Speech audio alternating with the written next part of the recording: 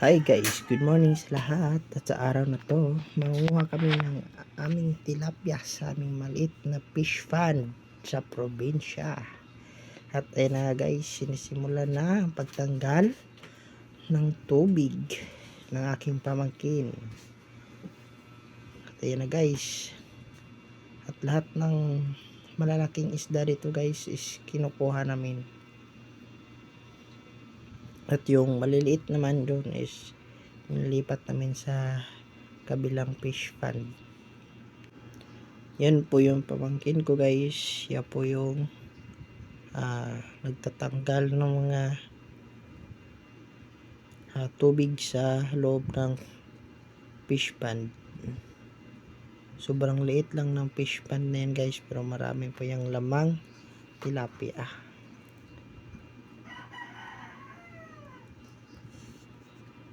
Yan guys.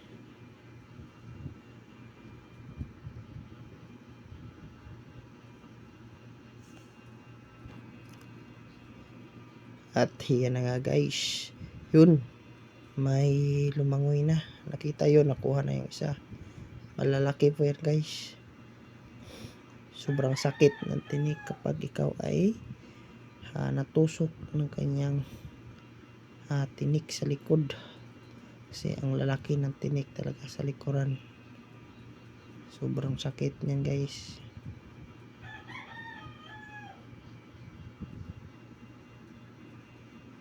Marami pa niyan dyan guys. Ang daming maliliit na natabunan ng putik o lupa. Hindi na pala ako dyan lumusad guys. Kasi nga yung paa ko, natusok ako ng kawayan na nakatayo. Hindi ko alam na meron palang kawayan doon guys sa nilalakaran ko. Kaya natusok ako. Kaya ako na lang yung mga taga-kuha ng mga nakuhang tilapia sa loob ng fish pond. Ako na lang yung tagalagay sa basket.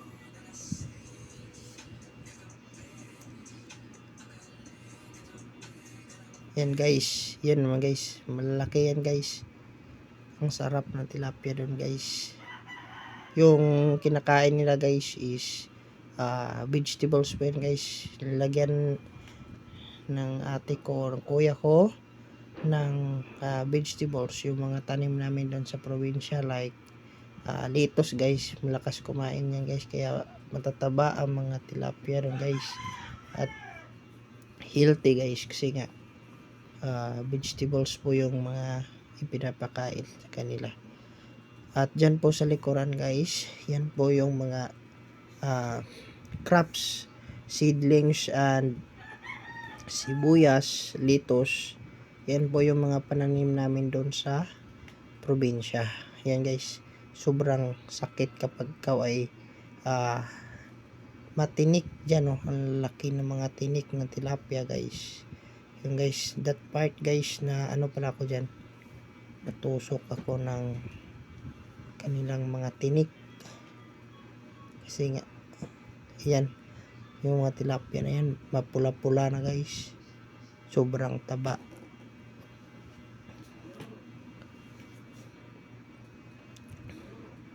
Ang hirap kunin guys. Kasi nga, ang lalaki ng tinik. Hindi ko alam kung paano. Ayan guys, yan yung dahilan kung ba't hindi ako sumisid din sa tubigan, kasi nga natusok ako sa kawayan. Yan, masakit makatinik yan guys.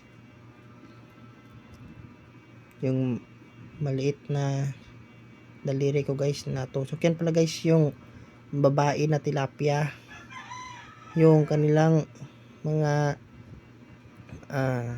itlog, akala ko iniitlog nila, nilalagay pala nila sa kanilang mga bibig. Kaya inilipat lang namin doon sa kabila. Ayan, nahulog pa.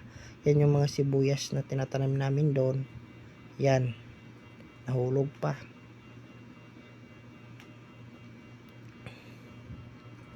Yan yung buhay sa probinsya guys. Sobrang sarap doon guys. Hindi crowded, hindi maingay, peaceful na paligid. Doon mo lang malalanghap. Sa amin sa probinsya, sa Canlaon, in Negros Oriental. Kita-kita doon sa amin yung bulkan guys, hindi ko lang kinuna ng video kasi nga may fog, hindi makikita. Natabunan ng fog yung bulkan. At ano pala doon guys, mahangin. Sa amin guys doon, yung mga crops namin doon is vegetables and mga rice crops. At mamaya guys, ipapakita ko sa inyo yung litos na hinarvest namin. Yan yung ipinapakain din sa kanila, sa mga isda. Yan pala yung mga kasama ko, yung nakablo na yan yung papa ko. At yan yung pamangkin ko, yan yung nasa tubigan, yan yung kumukuha. Yan pala guys, yung natusok ako dyan ng kanilang, ang tawag dyan, tinik. Kasi sobrang laki ng kanilang mga tinik, sobrang tulis. At yung isa naman guys, yan yung aking tiyo yung untoy. At yung isa, yan yung may-ari ng fish pan guys, si kuya. At siya din yung may-ari ng mga tanim na yan.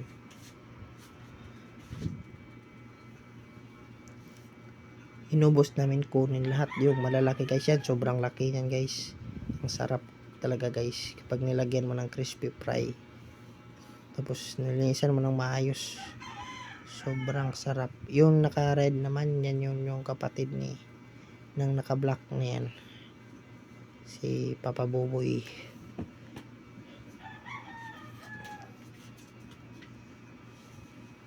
At yan na nga, hapit na maubos yan. Dumugo na yung kamay ko dyan, sobrang sakit kasi hindi ko alam yung, kala ko kasi hindi nakakatinik yan yun pala, sobrang sakit kapag ikaw ay natinik, sobrang sakit.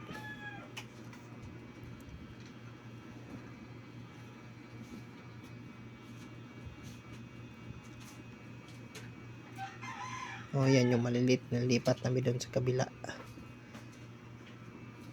Diyan sa kabila guys, sobrang liit na fish pan din yan, pero ang dami diyang laman. Hirap pala lumaki yung tilapia kapag maliit yung fish pan. Hindi sila makakapag palaki ng mabilis kasi nga siksikan sila doon sa kabila. Sobrang dami kasi yung palagi kasi yung nagpupubos ng mga itlog guys, yung mga babae na tilapia, kaya siksikan sila doon sa kabila. At ito naman kabila, dito yan yung pinakaunang binhi, kaya yan yung unang lumalaki, yan yung mga naglalakihan. Hindi ko lang alam kung anong breed itong mga tilapia na to.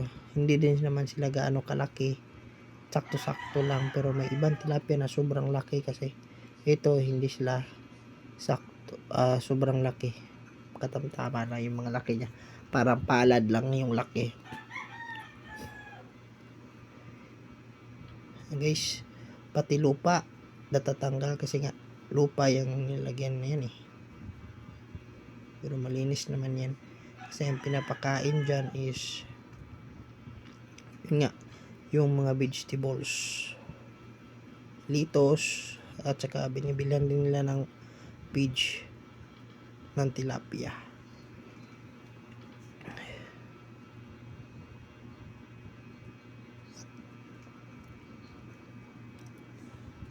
Dito ko natatapusin guys kasi dadalhin ko pa kayo kung paano mag-harvest ng litos.